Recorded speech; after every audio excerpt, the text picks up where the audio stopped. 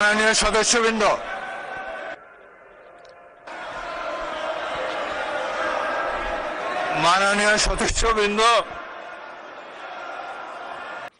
মাননীয় সংসদ নেতার অনুমতিক্রমে তার পক্ষে মাননীয় চিফ হুইপের প্রস্তাব মতো এবং তার প্রস্তাবিত সদস্যদের সমন্বয়ে বেসরকারি সদস্যদের বিল এবং বেসরকারি সদস্যদের সিদ্ধান্ত প্রস্তাব সম্পর্কিত কমিটি গঠন করা হোক, এটাই সংসদের সামনে এখন প্রশ্ন। যারা এই প্রস্তাবের পক্ষে আছেন তারা হ্যাঁ বলুন, যারা প্রস্তাবের বিপক্ষে আছেন তারা না বলুন। আমার মনে হয় হ্যাঁ জয়যুক্ত হয়েছে, হ্যাঁ জয়যুক্ত হয়েছে, হ্যাঁ জয়যুক্ত হয়েছে।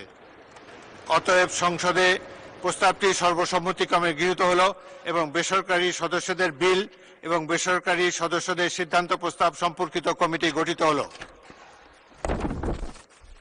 মাননীয় সদস্যবৃন্দ, দিনের কর্মসূচি অনুযায়ী এখন মাননীয় রাষ্ট্রপতির ভাষণ। মাননীয় সদস্যবৃন্দ, গণপ্রজাতন্ত্রী বাংলাদেশের সংবিধানের 73/2 অনুচ্ছেদ অনুযায়ী সংসদ সদস্যদের প্রত্যেক সাধারণ নির্বাচনের পর প্রথম অধিবেশনের সূচনায় এবং প্রত্যেক বছর প্রথম অধিবেশনের সূচনায় মহামান্য রাষ্ট্রপতি সংসদে ভাষণ প্রদান করেন।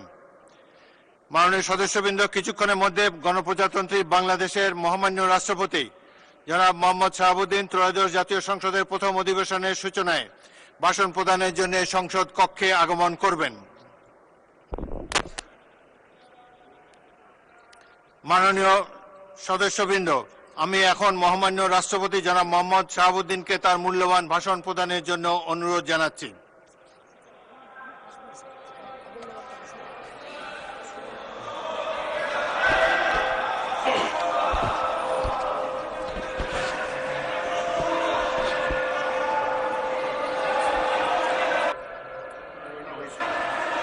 মাননীয়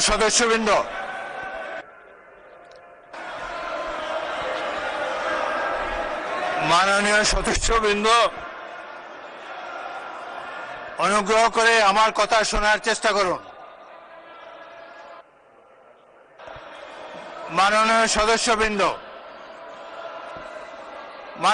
সদস্যবৃন্দ, আমরা মহান জাতীয় সংসদে কার্যপ্রণালী বিধি, সংবিধান এবং রেওয়াজসমূহ অনুসরণ করতে চাই। আপনারা এখানে কোনো খারাপ প্রেসিডেন্স উত্থাপন করবেন না।